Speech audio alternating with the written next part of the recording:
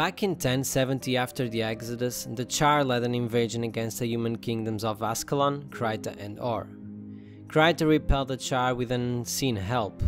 Ascalon was left in ruins and close to collapse when the Char used the Cauldron of Cataclysm in the event known as the Searing.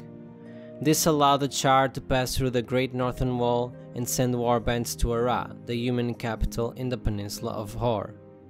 In the end, Or fell, not because of the Char but because of a man, and that is the man we will be talking today. His name is Vizier Khilbron. To push back the Char, Khilbron, who was a powerful mage and the advisor to Reza, the last king of Or, traveled to the catacombs deep within Ara and retrieved the lost scrolls. Scrolls which were hidden away by the gods. At the top of his tower, the Vizier read his forbidden scriptures, unleashing a spell so powerful that sank Or into the sea, later renamed to Sea of Sorrows due to this event. The invasion had been repelled, but at the cost of every living being that inhabited Or. The reason for this act by Khilbron are often attributed to an act of desperation, but later, in the events of Nightfall, it is discovered that he was being manipulated by an Abaddon's demon named Razakel into unleashing the forbidden texts.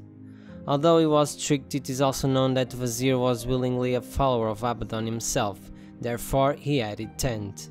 But this was not his end.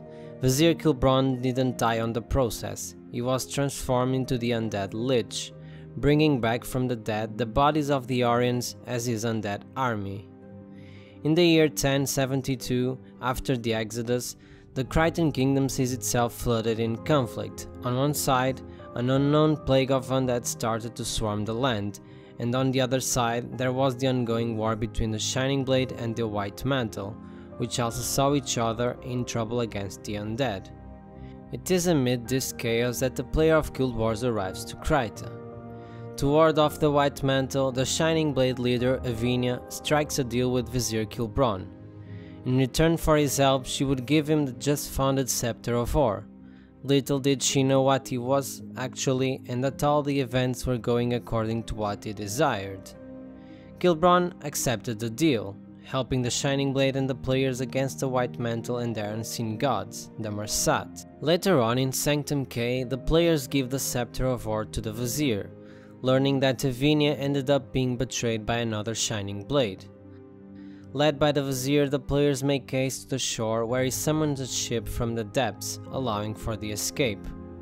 After this, Khilbron tells that the mainland is under White Mantle control, and sends the players to the Crystal Desert in order to ascend, just like the prophecy foretold. For quite some time Khilbron disappears, and only makes his return at the battle for Thunderhead Keep, landing his undead servants to fight and warn that the Marsat and the White Mantle are coming to attack. After the victory, he warns the players that the fight is not over yet, and that is needed to go to the Ring of Fire island chain in order to open the Door of Komali and unleash the secret to defeat the Marsat. The players, Khilbron and Breknar Hironhammer, brother to the Dwarven King Jalis Hironhammer, make way through the Marsat's portal to where they came from, the Ring of Fire. Here, an attack is led against the Marsat stronghold, with Bregnar's party acting as a diversion, allowing for the players to creep past the heavy Marsat defenses.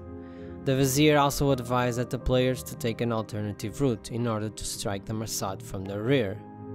In the end, Breknar dies, and Khilbron reappears to cremate his body while the players pray for his soul. Close to the end of the journey, the players make way to the Door of Komali, in the caldera of the volcano past the Onyx Gate. This is also the last time the Vizier helps the players on their way to fulfill the prophecy. Upon reaching the Door of Komali atop the Bloodstone, the players destroy the soul batteries keeping the door closed. It is at this moment that the Titans come out and Vizier Khilbron reveals his true identity as the undead Lich.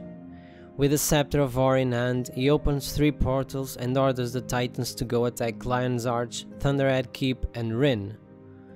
The players seek to close these portals, and upon doing so the undead Lich appears, pitching the players against the dead body of Prince Rurik.